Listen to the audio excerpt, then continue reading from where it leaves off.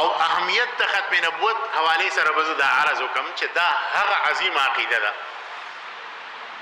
چې صحابه کرامو د دې لپاره اول جنگ کړی ختم نبوت د عقیدې لپاره د صحابه په دور کې حضور علیه السلام په دور کې د اسلام لپاره جنگونه شوي حضور چې د دنیا نه کله تشریف وړو نو اول جنگ چې د صحابه په دور کې شوی هغه د ختم نبوت د تحفظ د عقیدې لپاره چنانچه مسیلمه کذاب چې دا مشهور دروغجنو او دی یو تلمساتی امور مالکو جادوګرو او د عربو یو مضبوطه جنگجو قبیله بنو حنیفه د خپل تابع کړه او د نبوت دعوی وکړه د حضور علیه السلام د ژوند اخري وخت او دوه استازي راولېږل دوه کسان حضور پاک علیه السلام ته او خط ورته ولیکو من مسیلمه رسول الله الی محمد رسول الله معاذ الله او بیا ورته په خط کې دا ولیکل چې د عربو د ازمکه به نیمه بستا شي نیمه به زما شي د دې بیوقوف په ذهن کې دا و چې نبوت نوم د اقتدار دی د کرسۍ دی وی د عربو د نیمه ازمکه ستا او نیمه زما خو زه ستا د قوم قریشو نه یریږم د ایمان نه پرېږدي دینه زه محفوظ دی حضور علیه السلام هغه استازو ته وویل چې تاسو دغه سړي په مذهب وي او رسول الله صلی الله علیه وسلم ډېر په غوسه کې وفرمایل په الله مې قسم کې دنیا کې د دستور او عرف نه جاری چې د استازي نه بسر نه کټ کې کو دا دستور نه ویني تاسو دوه نه ما سر قلم کو او لاړ بشي خطه ودا واپس ولیکو وربکه مسلمه کذاب لشي من محمد رسول الله الى مسلمه الكذاب دته د کذاب د لقب رسول الله ورکړو چې د محمد رسول الله نه دا خط لګلی شي ا مشهور دروژن ته د دنیا نمبر 1 دروژن ته چې مسلمان او به وته ولیکل چې به وقفا لازمکه خدای الله د الله خوخه د شچاله ورکي والعاقبه للمتقين او خ انجام د متقیان یا د دې خط د یو لفظ یو کلمینه نور را ورزي دا خط وته ولیکل دی لار خدا ظالم منه نشي او د حضور علیه السلام د وفات نه پس سیدنا ابوبکر صدیق سے او لشکر جرار د خلاف ولې او لشکر جرار کې حضرت شرحبیل ابن حسن او حضرت اکرمه سے او بیا د دې د امداد او د مضبوطولو لپاره حضرت خالد بن ولید رضی الله تعالی عنه سیف الله المسلول د الله بربند تورا هغه ورپسې ورولېګل مسلمان کذاب باندې ټټنګ چې دا خو ما ته پته ز په دروغ وي او د مسلمانانو سره خو د ایمان طاقت ته زما خیر نشته چنانچه دغه وخت کې یو خزه و چې اغیم د نبوت دعوه کړو او د اغینم سجاح تاسو ګریجویټ خزه و او ډېر خلورم دا بعضې ښځې د خولې نه ډېرې تیزي تقریرونه هم ډېر ښه کوي ډېره موده مخکې زه اسلام آباد کې هم یو هوټل کې روټۍ خوړه خوا کې د یو بل هوټل نه اواز راته و بس ډېر تیز اواز او جوشیله تقریر و یاره مونږ کې هم جوش راوست ما مرګري دوی چې لاړ شه ته مولانا مسعود اظهر صاحب به څوک دې جوش کې لګیا هغه چې لاړ واپس راغیم د کیسټ نوم او اخره کیسټ وي تاسو هم ته وکړه دا به کم ځای ملاوي زما خو دا تقریر خوښ چې راغی خندلې مته استاد دا خو بنظیر لګیا دا بنظیر بټو هغه یو خزه و بهترین تقریر وکړو د قرانګه دا سجاح و د ګریجویټ خزه و کوی و تقریر وکړو په خپل تقریر او په خپل باندې ډو خلک راړولیو ورستو دا یا ساده شه دی رجوع کړي وا او بیا مسلمان شو چنانچه دارالو مسلمه کذاب سره اتفاق وکړ سلوغ زره کسانو وسره د خپل قوم او په اول دی بل مخالف هغه ورته زه پیغمبر یم او دی ورته زه پیغمبر یم خدای ډېر جادوګر سره ویراله چې مذاکرات وکړو چې مذاکرات وکړو د خیمه نه جبار راوته نو دوی د نکاح دعوت ورکړو چې به تاسو سره نکاح وکړو هغه د نکاح دعوت قبول کو نکاح وشو چې بار راوته د سجاد خپل قوم وایي چې سم وکړو یاره بس ما خو نکاح وکړه ای ورته خدای دې نیک بخت سمګه ته موږ د مذاکراتو د بار لګره کو د نکاح لپاره دا خو نکاح وکړو نو بس نکاح وکړه قوم ورته وی د خپل قوم مشران چې نکاح خو دې وکړه خو په مہر کې درسه درکړه پکار ده چې ته ډېر اوچته خزه پیغمبر ته له ډېر اوچت مہر مقرر کړو دا وای او هو دې خبره د غوځماړو خیال نو واپس زم چلار تاسو ته وکړه زما مہر څه شوی مہر خو مې درته خې خې ویلار شه زما خلکو ته خپل امتیانو ته دا خوشخبری او را چې د دې نکاح په خوشاله کې د ساره د مقصودنې موږ ټول ته معاف ته خیال هم کړي منافق سړي باندې د سارې د ماسوتنې مونځ ډېر ګران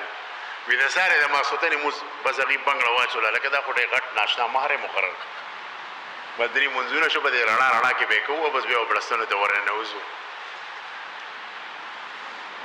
بیا مسلم کذاب دي ته وایي چې د مسلمانانو خلاف یو کېږي هغې ورته وایي چې هره فیصله کې د سره یم خو دې شي کې د سره نه لکه ما ته پته تا ته هم پته او ما ته هم چې مونږ په دروغ وایي او مسلمانانو سره د ایمان طاقت ته مضبوط نه زده کې شي کې دا سره نه یم ته واپس شوه دې سره کافي کمزورې شي برحال د الله تعالی زمرو په هغې باندې حمله وکړه مسلم کذاب باندې او د مسلم کذاب سره یو روایت کې 38,000 کسان او دویم روایت کې 21,000 کسان او د مسلمانانو سره 14,000 کسان او په دې کې اکثر د قرآن ماهرین جنگ شروع شو او خونریز لړۍ وشوه یو طرف ته د ایمان طاقت او بل طرف ته د باطل تیرې وي او په دغه طاقت کې داسې توري مسلمانانو وچلولې چې یو روایت کې راځي چې په دې جنگ کې تقریبا 28,000 کسان مردار شوي دغې تعداد دغې 40,000 وخه په 40,000 کې 28,000 کسان مردار شو او ګوره دا اخوا دخوا قوم نه وه جنګجو قوم د بنو حنیفه اصله ډېره مشهوره وه لکه دې وخت کې د روس اصله مشهوره هلکه وایي د روس اصله ډېره ښه یا د درې چې ښه اصله جوړه شوي دا داسې جنګجو قومو نو ښه مضبوط قومو خو د مسلمانانو د تورو د لاندې جران نو بیا د ټینګي نه و لہذا دا جنگ چې کله شروع شو داسې مضبوطی طریقې سره جنگ وشو چې په دې کې تقریبا 40,000 کې 30,000 کسان دغې مردار شو او یو روایت کې 21,000 راځي چې 21,000 کسان مردار شو او مسلمانانو کې روایت مختلف دي خو یو روایت چې کوم صحیح دی هغه دا دی چې 1200 صحابه شهیدان شو خو یو ناشنا خبره دا وه چې په دې کې 200 صحابه هغه چې د قرآن کریم ماهرینو علماو یا قراو دا اسباب د دې خبرې دپاره تمهید جوړ شو چې حضرت عمر رضی الله تعالی عنہ سیدنا ابوبکر صدیق سے پس راغی چې یا خلیفۃ المسلمین قرآن کریم ماهران شهیدان کیږي اسنه چې قرآن زموږ د داعشي لہذا قرآن اولیکا نو د هغې نه پس زید بن ثابت رضی الله تعالی عنہ هغې راوغوښتو او د قرآن لیکل یې وکړو سرکاري ریکارډ کې چې کوم دی محفوظ کو بیا حضرت حفصه رضی الله تعالی عنها ام المؤمنین ته منتقل شو او حضرت عثمان سے بیا هغه د شخصي ریکارډ نه سرکاري ریکارډ ته راوغوښتو او د هغې نه نسخې جوړې کړې 4 نسخې یا یو روایت کې 2 نسخې راځي او بقول ارض مختلفه سرحداتو ته ولېږل چې نور څونه رسم الخط کې قرآن نه لیکلي شوي دي هغه راولېږې او د قریشو په رسم الخط کې چې دا کوم قرآن دی د دې نه خپلې نسخې تیارې کړې هم په دې باندې اجماع اتفاق وشو نو باعث دغه واقعه وه چې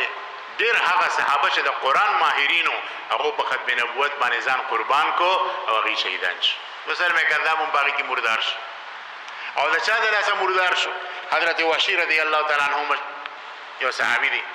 چې هغه د کفر په زمانه کې په غزوه احد کې د رسول الله صلی الله علیه وسلم د زړه ټوکړه دغه ډېر خوږ تره جناب اسد الله الغالب حضرت حمزه صاحب شهید کړی او ډېر په بدې طریقې سره شهید کړی کله چې دی مسلمان شو حضور علیه السلام ورته وایي ټیک ته مسلمان یې خو زما مخې له ډېر مه راځه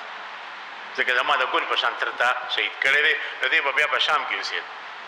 خو چې کله دا جنگ شروع شو دی راغی ځان یې رورسو او اکثر به یې دا وایي چې ما زه ډېر افسوس کوم چې د کفر په زمانه کې ما یو خراب کار کړی غواړم چې اسلام کې یو کارنامه وکړم چې خپل خراب کار پې وینځم چنانچه مسلم کذاب ته د شیش واغستو نیزه باز خو ډېر مضبوط وه او کله چې دا نیزه ور پرېښوده نو نور خو هغه جنګي کمیسه اچولې وه زغره یې اچولې وه لیکن د دې مرۍ سره دا قوتې ښکارېده په دغه قوتې ورته سیده لکه د مردکي په شان نیزه ورننه باسله او بل طرف ته ووته او را پرېوته یو انصاري صحابي ورله ورورسېد او د سر جدا کړ یو وینځې چغې کړی قتل امیرنا قتل نبینا قتله ذلك الوحشي هغه وحشي خو زمونږ امیر او زمونږ پیغمبر ووجلو بس دا ویلو چې ټول لښکر د هغې تیتر بیتر شو او بیا صحابه هغو لکه د ټیپرو مولو په شان وژلي ځکه د 28,000 ته یا 21,000 ته د هغې د مړو هغه تعداد ورسېد او صحابه خو ډېر کم شهیدان چې وو 1200 نو 1200 او 28,000 یا 21,000 په منځ کې تناسب ډېر غټ ډفرنس دی ډېر غټ جداوالی نو دا اول هغه جنگ شوی د صحابو په وخت کې د رسول الله صلی الله علیه وسلم د عقیدې تحفظ لپاره مسلمان کذاب جادوګر سره روایت کې راځي چې اکثر به د جادوی تلمساتی امور اختیارول خو کله کله به الله پاک په د باندې اسیزونه الټه کړو الله به شرماو یو علاقه ته لړو او هغه علاقه کې یو کویو چې د هغې اوبه ډېرې تروې وي خلکو ته ته پیغمبرې یاره که د کوي د اوبه دې راله چې کوم دی خوږې کړه ډېر خوند به وکړي او وایي ښه وروړې د کوي کوم ځای د ورغې خواله هغې ته یو لاړې تو کړې وي اوس به د بوکه ورښکته کې اوبه به خوږې شوي هغې چې بوکه ورښکته کړه د هغې نه پسې اوبه روښې جوړې نو بیا تروې نه د سکلو نه وته وي زهر دې جوړ شوي هغې وته خدای دې غرکه دا څنګه پیغمبرې موږ وایي چې دا به اوبه موږ ته خوږېږي تا خو موږ ته د سکلو نه وباسه یو کس به ته راغی وایي چې زه په دې یو سترګه باندې بټایم نو ته پیغمبرې نو که دا سترګه دې راله ټیک کړو نو ډېره به ښه یې لکه څنګه چې د احد په میدان کې یو صحابي په سترګه ولګېدو او د هغې صحابي د سترګې دا قطې چې دی دا خالي شو سترګې ښکته را پرېوت حضور پاک علیه السلام اوله صحابي و چې ما وایي چې ځان دې راکاږم دا سترګه داسې بیا مې چې نه رسول الله لازم لاړم حضور پاک صلی الله علیه وسلم ته مې وایي چې دا سترګه مې راووته حضور راته وایي چې که غواړئ چې د جنت کې الله پاک تعالی د دې ښکلې سترګه درکړي د دې په بدله کې او که غواړئ چې دا سترګه الله ټیک کړي نا صحابي ورته وایي چې زما د نکاح سره ډېر شوق ته زه یم چې ډېر زوجات مې یم نو که دا سترګه م رانه ټیک کړه نو ډېر خوند به وکړي حضور پاک علیه السلام ورته دا ډېره ښه ده حضور علیه السلام ورې هغه سترګه راواخېسته قوطي کې کېښوده او لاس مبارک یې پرې راکاږو مسې وکړه هغه سترګه به بیا دونه ښایسته ښکارېده چې د بلې سترګې نه به مزېداره ښکارېده دا د حضور معجزه وه د ده نه ما خپل کس راغی چې یاره جي ټیک مې کا او زه ټیک بشي په دې مخې ور لاس راخ کو ناکمه سترګې چې بټۍ وه خو بټۍ وه دا بله صحیح سترګې مړنده شوه ډو په سترګو باندې ړوند شو خلکو ورته خدای تباه برباد کړه څنګه پیغمبر هغه شته سترګې نه مې محرومه کړم نو مسلم کذاب باندې مکله د ده دا خبرې الټه کړې الله پاک به ذلیله کوو لکه څنګه چې هغې ته اهانت وایي مسلم کذاب مردار شو او دا عظیمه فتنه الله تعالی د حضرت خالد بن ولید صاحب د دې حضراتو په لاس باندې انجام ته ورسوله دا هغه فتنه وه چې ختم نبوت باندې حمله کړې وه او دغه صحابه کرامو د دې ختم نبوت د عقیدې تحفظ وکړو او ختم یې کړه نو خو الحمدلله مونږ جلسې کوو ډېر په اسانه طریقه باندې قادیانان وتښتي لیکن هغه زمانه کې دا خو بسه داسې نه وو صحابه کرامو تورو راغستې وه وینې توی کړې وې د قرآن ماهرین پکې شهیدان شوي